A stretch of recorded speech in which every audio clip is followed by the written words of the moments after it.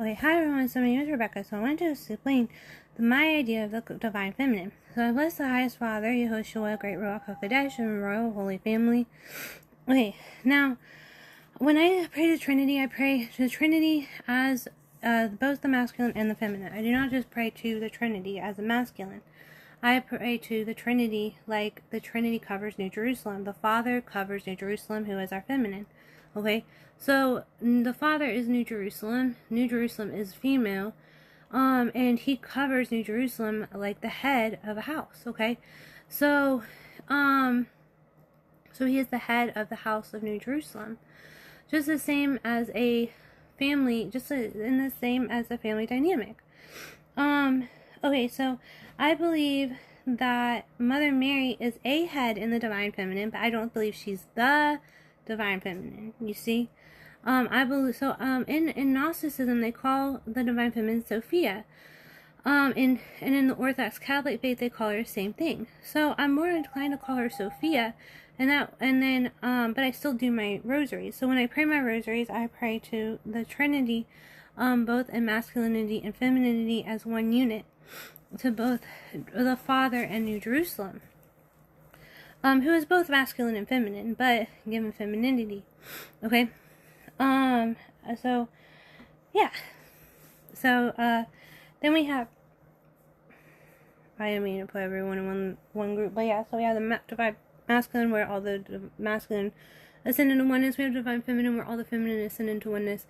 And that's what I wanted to share with you guys. So I don't believe in making any saint my goddess or anything like that, because a lot of people will be like, well, Mary Magdalene is my goddess, or Mother Mary is my goddess, and I don't believe in doing that. I do believe that they're sacred vessels for the divine feminine. I don't believe in giving them names like Isis. I don't believe in giving them names like Asherah. I just call them love, the highest love, maybe wisdom, Sophia. I might call Sophia because of my Christian faith. Everyone's very comfortable there. So I might call my divine feminine Sophia. But I don't really dabble in the witchcraft realms, because there's like 1,500 names for the divine feminine, and around the world, and different divine feminines and everything. And they try to lump them all into one. They're just kind of archetypes to me, so I don't really dabble in that. And I just kind of let the divine feminine reveal herself to me, through Messiah Yeshua, and through the Sacred Heart Messiah in me. But I'm named after a part of the divine feminine in the Bible, Saint Rivka. So we're all secret saints, all of us. Like, we've all probably lived lifetimes before. We've lived in different realms before. So we're all, if you're a female, you're all a part of the divine feminine. If you're a male, you're all a part of the divine feminine. But yeah, so what is so cool about that? So that's what I know about it so far, okay? And I don't believe that she, like, by our faith, she doesn't really mess with a lot of the witchcraft realm. I don't believe it's the same idea as witchcraft. What I noticed a lot is a lot of the problem is a lot of the witches, they don't really try to save the Christians. They try to trap the Christians, is what I noticed. So when we're talking about the divine feminine, and I bless the mystical realms, the realms of the mystics. But I've noticed that the majority of people that I have met that were witches, they try to trap. They'll try to talk to me. Like, I've met some nice ones. Like, I met a girl at the hospital. She was very nice. I have another friend, Hannah. She kind of is very new, kind of mystical in that realm, and she's very nice. I wouldn't ever judge someone for that, but what I've noticed is there's a lot of tricksters, and they know that we as Christians don't know the divine feminine as well, because we just focus on the masculine and our covering. So that makes us targets, because we don't know our divine feminine as well a lot of times, or we don't admit that there is a divine feminine within the masculine, you see. And so it makes us easy targets. And that's one thing that someone did to me, was they were like, well, I know the divine feminine and you don't, you see.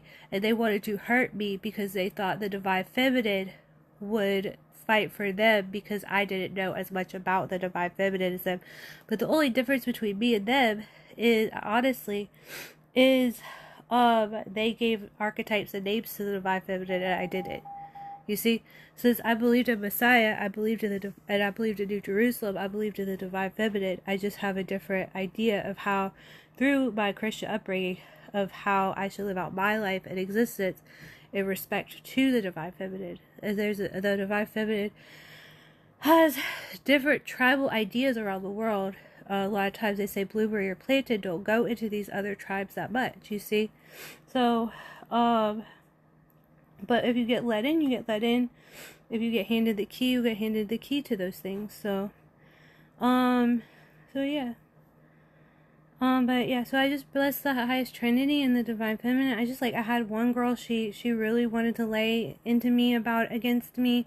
I have a friend, another friend, she's still my friend, and I'm like, these people didn't even try to evangelize me about this. You know, I had some guy, he came up to me right on into Walmart, Christian. He's like, let me tell you about the divine feminine. Do you want to come to my church? I'm like, absolutely, dude. Let's talk about it. And my husband accepted the divine feminine, and so did I. And then I had, I don't know, what church it was, but it was a great church. And, but what I noticed, a lot of sneak about everything with a lot of people. So I don't like that. I was like, why couldn't they evangelize me instead of trying to create a battle with me in regards to these ideas, But yeah. So I just wanted to let you guys know that it is to say in the Bible, the feminine aspect is called Sheketa, okay? And we have with Sophia, and so I wanted to share it with you guys, okay? So it's sacred teachings, and a lot of times secret, because he has to unveil the divine feminine for people so that they can meet her, because he's so protective of her. The masculine protects his divine feminines. So I just wanted to share it with you guys. Like, in the Christian faith, the way we study our divine feminine is by watching the head prophets and we study the head prophetesses. Messiah died for the divine feminine. He died and came back for his divine feminine. True love is to lay your life down and to keep going. He died for the bride of Christ, the bride of Mashiach. So, anyways, I just wanted to share that with you guys. And have a great day. In Yeshua's name, Amen.